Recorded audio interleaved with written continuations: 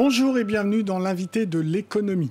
Je reçois Anthony Galouzeau, maître de conférence à l'Université de Saint-Étienne et auteur d'un ouvrage qui vient de paraître aux éditions La Découverte intitulé « Le mythe de l'entrepreneur, défaire l'imaginaire de la Silicon Valley ».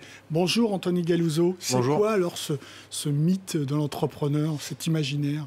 Alors, le mythe de l'entrepreneur, en fait, c'est une série de caractéristiques, d'éléments qu'on retrouve souvent dans une littérature, qui est une littérature biographique, une littérature de célébration de la créativité entrepreneuriale, une littérature vraiment qui est foisonnante et qui naît fin 19e siècle, au moment où émergent les grandes entreprises multidivisionnaires et qui court jusqu'à nos jours. Ouais. Donc ça, c'est un imaginaire plutôt créé par les anglo-saxons.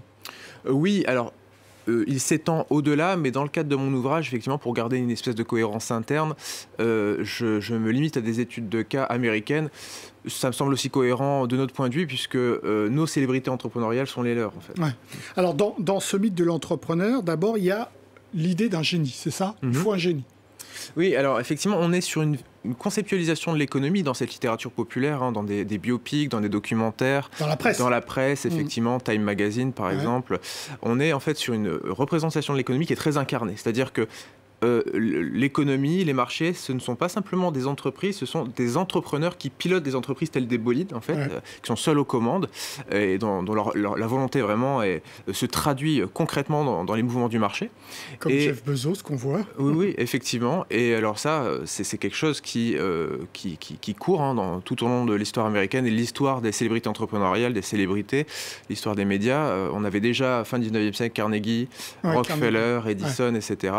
Et depuis les années 80, on a un nouvel imaginaire qui est celui de la tech, qui reprend tout un ensemble de caractéristiques. L'individu self-made, créatif, visionnaire, prophétique, effectivement, capable de voir ce que les autres ne voient pas, et donc capable effectivement de disrupter, d'apporter une innovation radicale. Et voilà, mais on va plus loin, parce qu'on va dans sa vie, dans son enfance, et on va chercher des fêlures de l'enfance, c'est ça ? Oui, effectivement. Alors, si on a une perspective, on a une analyse scientifique des marchés et des industries, on va plutôt comprendre l'écosystème, l'interaction vraiment très complexe entre tout un ensemble d'institutions publiques, privées, d'ingénieurs, managers, etc. Dans cette littérature plus populaire, effectivement, on est sur une vision beaucoup plus psychologisante, individualisante, où pour comprendre un phénomène de marché, pour comprendre une innovation, on va comprendre un individu, sa singularité, son génie. Et pour comprendre son génie, on va faire une forme de psychologie populaire, remonter à ses fêlures originelles, à un trauma qu'il a mis sur sa quête héroïque. En fait. Mais est-ce que là, c'est pas spécifique à l'Amérique, à cette civilisation, à ce pays, à son histoire, justement, du self-made man ?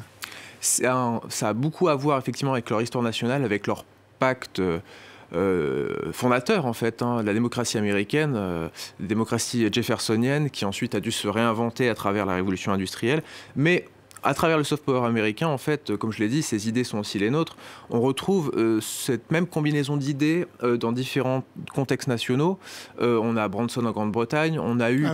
Alors, avec quelques aménagements nationaux, on a eu, dans les années 80, avec le tournant libéral en France, néolibéral en France, on a eu Tapi. On a eu aussi... avant qu'il soit foudroyé, Jack Ma en Chine. Donc c'est un récit qui circule quand même assez largement. Et alors, dans cet imaginaire, évidemment, en ce qui concerne la Silicon Valley, c'est le plus grand, le mythe de Steve Jobs, le créateur et le fondateur d'Apple, mort en 2011, où vous racontez cette mort et le fait qu'elle est à la une de tous les journaux mondiaux. Quoi. Donc ça dépasse les frontières des États-Unis. Oui, effectivement.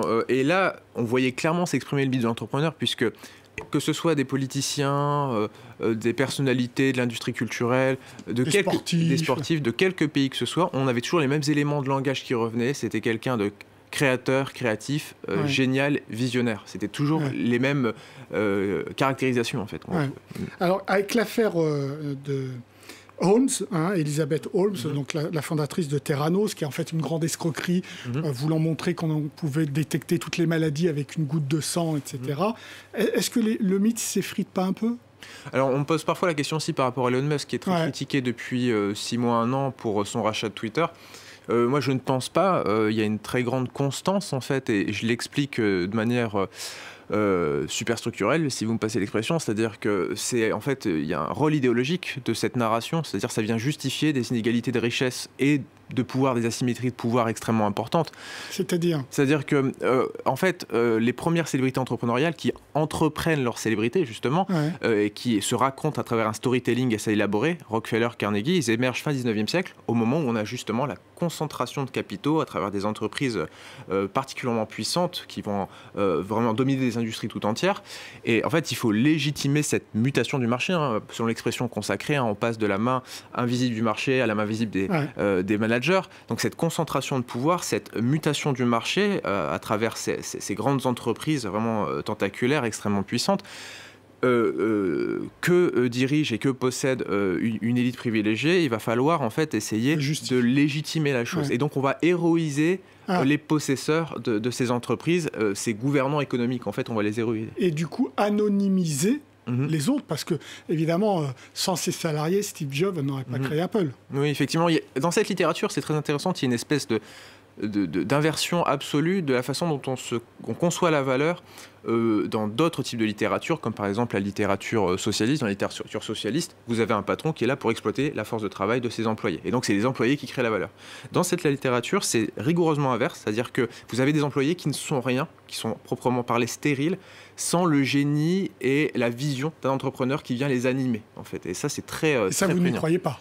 Enfin, est-ce qu'il y a des faits pour... Alors, les faits, quand on s'intéresse à l'analyse scientifique des écosystèmes entrepreneuriaux, notamment dans la Silicon Valley, on se rend compte que c'est beaucoup plus compliqué que ça et que c'est assez trompeur comme façon de conceptualiser les choses. Certes, l'entrepreneur peut motiver ses troupes, peut être une figure charismatique qui attire à lui tout un ensemble de gens très compétents, mais ces gens très compétents circulent dans l'écosystème et on a un turnover qui est très élevé dans la Silicon Valley, les gens restent en poste vraiment très peu de temps, et c'est en passant d'une entreprise à une autre qu'ils font circuler une connaissance collective et donne forme à une innovation collective. Et donc le véritable acteur, il est effectivement désincarné, c'est la véritable échelle de mesure, à mon sens, c'est l'écosystème. Mais vous leur reconnaissez quand même des qualités à ces Bezos, Musk et Jobs, etc. Oui, tout à fait, ils ont une fonction dans cet écosystème, une fonction qui est une fonction, comme je l'ai dit, exercer une fascination charismatique, permettre de constituer des équipes, de retenir à soi des gens compétents, mais aussi une fonction publicitaire, c'est-à-dire qu'ils vont attirer à eux, par un storytelling, en étant des bons clients dans les médias, ils vont attirer à eux l'attention médiatique et donc une attention financière, une valorisation financière à tout un ensemble de niveaux. Ils vont pouvoir eux-mêmes en tant que PDG se valoriser sur le marché de l'emploi, mais aussi valoriser la marque de l'entreprise ou des entreprises qu'ils dirigent et in fine en fait contribuer à la bonne santé financière par cette action médiatique. En fait.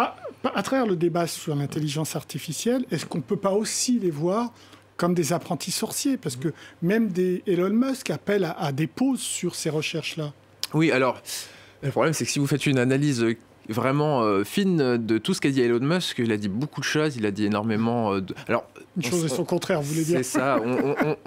Alors, on le critique beaucoup pour ses déclarations récentes, mais déjà, milieu des années 2010, il expliquait que chaque année, qu'il allait mettre dans les 6 mois à venir sur le marché des millions de voitures autonomes, sur le marché, qu'il allait envoyer... Quelques centaines de milliers, en fait. Avant 2018, il annonçait envoyer une fusée sur Mars et entamer la colonisation de la planète avant 2024. Il annonçait avec sa puce Neuralink résoudre une quantité de problèmes de santé, de maladies, etc. Il a annoncé encore récemment vouloir abolir le travail à travers la robotisation. Enfin bon, tout ça n'a pas vraiment porté ses fruits, en tout cas pas dans les délais qu'il a annoncés. Et en fait, il faut, à mon sens, interpréter ça comme en fait, des coups de communication qui permettent d'alimenter une célébrité médiatique. Et en fait, parce que... Mais l'aspect apprenti sorcier, vous y croyez ou pas ?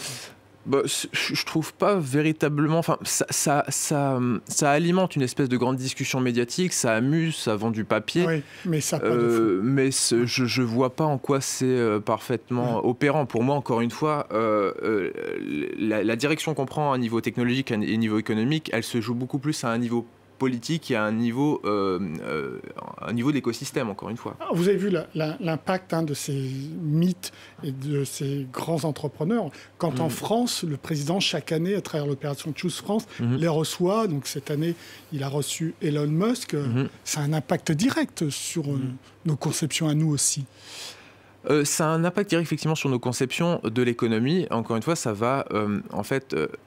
indiquer aux gens, enfin la façon dont on raconte l'économie, cette façon de raconter l'économie nous pousse à penser les mouvements de l'économie, les mouvements de l'industrie, les mouvements de l'entreprise comme des choses qui sont à mettre au crédit d'individus supérieurs et qui sont vraiment véritablement placés aux commandes en fait, et qui dirigent comme je l'expliquais tout à l'heure, comme des individus aux commandes de leur voiture, voilà, décidant unilatéralement et de manière vraiment comme ça toute puissante la direction que va prendre toute une industrie. Or, on le sait, une entreprise, c'est en fait une organisation complexe qui évolue en fait sous l'action conjuguée de tout un ensemble de managers, de dirigeants, d'ingénieurs. Le contrôle n'est pas absolu. Et en plus, cette entreprise, encore une fois, il faut la remettre dans son écosystème, c'est-à-dire qu'elle est en interaction permanente entre tout un ensemble de fournisseurs, de clients, de partenaires, surtout dans la tech, où en fait on a une division du travail qui est extrêmement poussée. Mais est-ce que, comme le président, on n'a pas intérêt quand même à les faire venir ici? Parce que ça créera des emplois, non?